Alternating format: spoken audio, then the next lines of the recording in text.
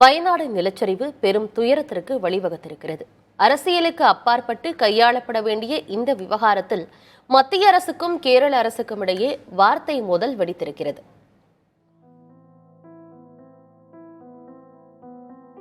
கேரள மாநிலம் வயநாட்டில் நிகழ்ந்த நிலச்சரிவும் அதனால் ஏற்பட்ட உயிரிழப்புகளும் இந்தியாவையே உலுக்கி அனைவரையும் சோகத்தில் ஆழ்த்தியிருக்கின்றன. மாநிலங்களவையில் இந்த விவகாரம் பற்றி விவாதிக்கப்பட்ட போது பேரிடர் குறித்து முன்கூட்டியே எச்சரிக்கும் அமைப்புகள் கேள்விக்குள்ளாக்கப்பட்டன. மத்திய அரசிடம் இது தொடர்பாக கேள்வி எழுப்பப்பட்டன. தொடர்ந்து விவாதத்தில் பேசிய அமித்ஷா, கடந்த 23ஆம் தேதி கனமழை குறித்தும் நிலச்சரிவு ஏற்பட வாய்ப்பிருப்பதாகவும் கேரள அரசை எச்சரித்ததாக தெரிவித்தார். தொடர்ந்து அடுத்தடுத்த நாட்களிலும் எச்சரிக்கை வழங்கப்பட்டதாகவும் கூறிய அமித்ஷா, தேசிய பேரிடர் மீட்பு குழுக்கள் அனுப்பப்பட்டதாக கூறியதோடு கேரள அரசு என்ன உஷார் நடவடிக்கை எடுத்தது என்று கேள்வி எழுப்பினார்.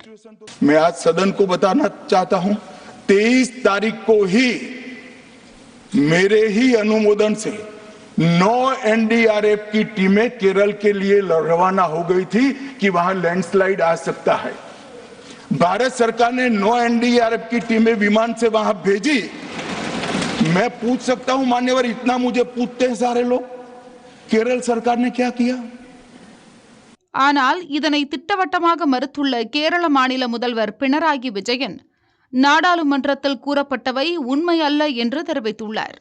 മുന്നറിയിപ്പ് നൽകിയിരുന്നു, എന്നിട്ട് കേരളം എന്താണ് ചെയ്തത് എന്നൊരു ചോദ്യമാണ് ചോദിച്ചിട്ടുള്ളത്.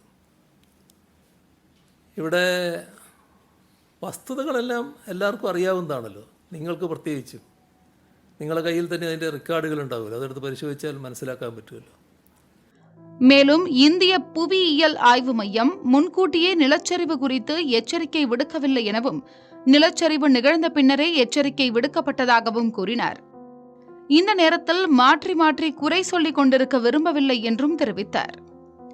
தற்போதைய சூழலில் மத்திய மாநில அரசுகள் மீட்புப் பணிகளிலும் பாதிக்கப்பட்டவர்களுக்கு மறுவாழ்வு அளிப்பதிலும் கவனம் செலுத்துவதே அவசியமாகிறது. பேரிடர் முன்னெச்சரிக்கை அமைப்புகளில் குறைபாடு உள்ளதா என்பதை இதற்கு அடுத்த கட்டமாக அரசியலை புகுத்தாமல் விவாதிப்பதே வரும் காலங்களில் பேரிடர்களிலிருந்து மக்கள் பாதுகாக்கப்படுவதை உறுதி செய்யும்.